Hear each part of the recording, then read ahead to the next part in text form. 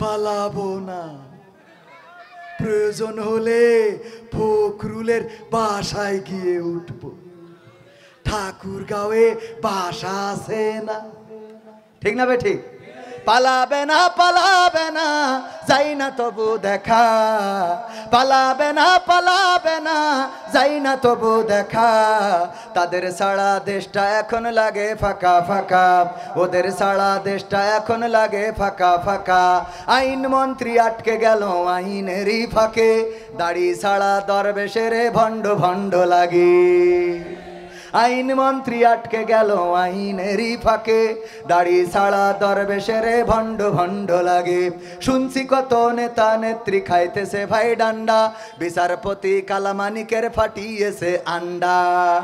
পলকেরও ঝলক গেল, পলকেরও ঝলক গেল থামিয়ে নেটের চাকা। তাদের সারা দেশটা এখন লাগে ফাঁকা ফাঁকা, ওদের সারা দেশটা এখন লাগে ফাঁকা ফাঁকা।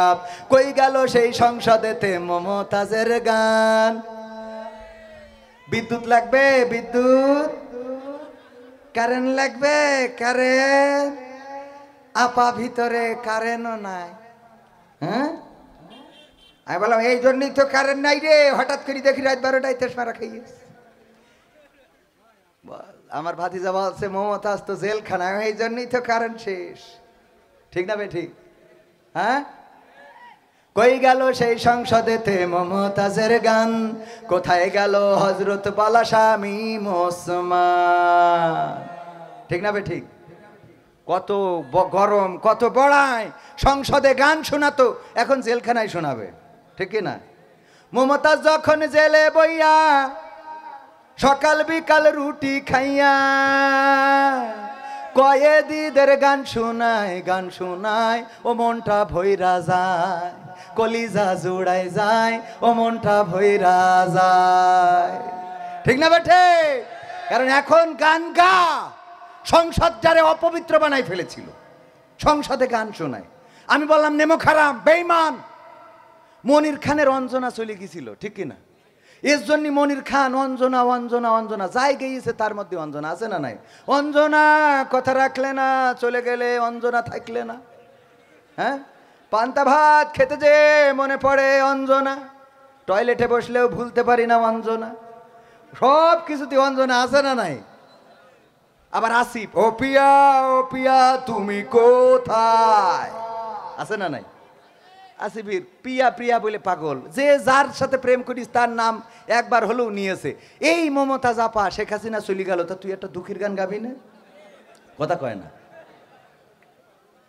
আমার সোনার ময়না পাখি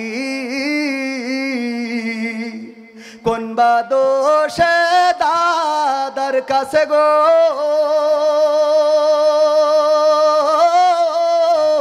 আমরা দেশে কেমনে থাকি রে আমার কলজের ময়না পাখি। এই গাওয়া যেত না? এটা অন্তত গাতিস, তাইলে তো বুঝতাম যে তোর একটু ভালোবাসা আছে। ঠিক না? একদম গাচ্ছে না এরম না, হয়তো গাচ্ছে গোপনে গাপানে। ও আমার দরদি আগে জানলে, জেলখানায় বসে, আগে জানলে তোর ভাঙা নৌকায় চড়তাম না, ভাঙা নৌকায় চড়তাম না, আর এই বিপদে পড়তাম না, ভাঙা নৌকায় চড়তাম না, আর এই বিপদে পড়তাম না। ওরে কেমন করে খাইলাম ধরা, রাত্রি বেলা খাইলাম ধরা, জুতা দুইখান পাইলাম না আগে জানলে। কথা কয় না? এই জুতা হারাইছে না হারাই নাই? আগে জানলে তোর ভাঙা নৌকায় চড়তাম না, ও আমার দরদি আগে জানলে, আগে জানলে তোর ভাঙা নৌকায় চড়তাম না।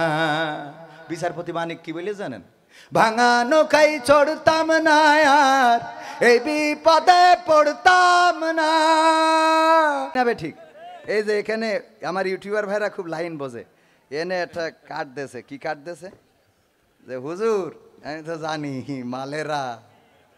হুজুর সেদিন সাতক্ষীরায় চেয়ারম্যানের মাহফিলে কি হয়েছিল আমরা জানতে চাই। আচ্ছা, কি হয়েছে না হয়েছে ইউটিউবে সব দেখিস না? তার মানে জানতে চাই মানে আবার করো ওকে যেন দুটো ইনকাম হয়, আবার থ্যাম্পল লাগাবে যে হুজুরি যা করলেন চেয়ারম্যান। ভাই একবার বাষ্ট হয়েছি আর দুবার হতে যাচ্ছি নে, ঠিক আছে তো না? আলহামদুলিল্লাহ। শোনেন, যা হয়েছে এটা ছিল মিসআন্ডারস্ট্যান্ডিং। কি মিসআন্ডারস্ট্যান্ডিং? অনেক জায়গায় ঝামেলা হয়। আমার আগের বক্তা গরম করে থিয়ে যায়, পরের সময় যে আমি কুপান খাই। আমাদের সারসাই আমার আগে আমাদের তৈবুর রহমান ভাই আচ্ছা করে কুপাইছে। আমি যেইতে ওয়াজ শুরু করেছি এই সি বলছে বন্ধ কর। আমি শুরু না করতে বন্ধ কর খান, বলছে সরকার বিরোধী কথা বলি খান আওয়ামী লীগের আমলে। তো আমি বলছি আমি তো এখন স্টার্টই দিইনি, মানে আগেরটা যে রানিং করে ঠিক আছে ওতে আমার পরে বাস, বোঝেননি? তো এখন ওখানে জানি না আসলে কি হয়েছিল, আলোচনা তো শেষ হয়ে গেল। তারপরে উনি প্রশ্নটা করলেন যে আসলে মুসলমানদের এত দল কেন? এটা যৌক্তিক প্রশ্ন, প্রশ্নটা আসলে যৌক্তিক যে এত এই যে ভাই পাগড়ি পরেছে আমি টুপি পরেছি, উনার জুব্বার পরে কোটি আছে গরমের মধ্যে, আমি গরমে গাইতে আসিনি। তো এখন এইটা নিয়ে তো দুই ভাই আমাদের তো কোনো দ্বন্দ্ব নাই, আছে এখানে আসেন আবির ভাই, কোনো দ্বন্দ্ব তো নাই। উনার সাথে আমার এত দহরম মহরম, ওই দিন ভাগ্যক্রমে ও ছিল সাথে, ও নিজেই কমনে পালাবে জায়গা খুঁজতে। তো এত সাহস, মানে এগে সাহস হইলো ওই যে সুন্দরবনে যে বলছে তোর জীবনে সাহসী ঘটনা কি? তা বলছে যে আমি একবার সুন্দরবনে গেছিলাম। বলছে তারপর? বলছে যে স্যার যেইতে ওই রয়্যাল বেঙ্গল টাইগার দেখি শুই রয়েছে। তারপর আস্তে আস্তে আস্তে আস্তে করে কাছে গেলাম। তারপর বলছে ঘেসাত করি ল্যাস কেটে নিয়ে চলে আসিছি। তা বলছে এই তোমার সাহস? তা বলছে সুন্দরবনে যে এই রয়্যাল বেঙ্গলের ল্যাস কেটে আনিছেন কোনোদিন? এটা কম সাহসের কাজ? কথা কয় না, ঠিক না বে ঠিক? তা বলছে মাথা বাদ দিয়ে ল্যাস কাটলি কেন? বলছে মাথায় এক সপ্তাহ আগে কিটা কেটে নিয়ে গে, মাথায় এক সপ্তাহ আগে কিটা কেটে নিয়ে গে। তাই আস্তে আস্তে যাইয়ে পিছন থেকে ঘেসাত করে কেটে। ও যদি মাথা থাকতো তা ও বাড়ি আসলে ওর বউ বলতো লুঙ্গি খানে খুলতে আইসাও, ঠিক না বেটে? আমার ভাইদের অবস্থা ওই দিন হয়েছিল, আমি তো ভাইতে শেষ আর ওরা পায়খানা করার অবস্থা। না মানে ওই কথার কথা, একটা মান সম্মান তার নষ্ট করা যায় না, ঠিক কিনা? না আসলে ওইরকম কিছু না। আর এটা মজা করে বললাম, এটা কালচারাল প্রোগ্রাম, আবার জন্য থ্যাম্বল লাগাই আবার জন্য ঝামেলা করেন না ভাই। ঝামেলা যতদূর হয়েছে অদ্দূর থাক। আমি বলছি যে ওই দিন যেটা হয়েছে, উনি আসলে বিষয় হলো কিছু ল্যাঙ্গুয়েজ আছে যে ল্যাঙ্গুয়েজটা আপনাদের এখানে হয়তো, যেমন পাবনায় গেলে আমাদের আঞ্চলিক ভাষা তেস মারা খেয়েছে, এটা কোনো সমস্যা নেই। কিন্তু এই যে সিরাজগঞ্জ গেলে আগেই বলি দেয় হুজুর এই কথাটা যেন খবরদার বললেন না। এই কথা যে ওখানে কি আজও পর্যন্ত জানা হইল না, মানে হুজুর এই কথাটা যেন বললেন না। তো এই জন্যে আমি ওই দিন আমার স্লিপ অফ টাং হয়েছিল, স্লিপ অফ টাং নামে করে ফেলেছিলাম। সেটা হলো যে আমি ওনাকে মানে আমি যে উত্তরটা দেবো সেই স্পেসটা পাচ্ছিলাম না।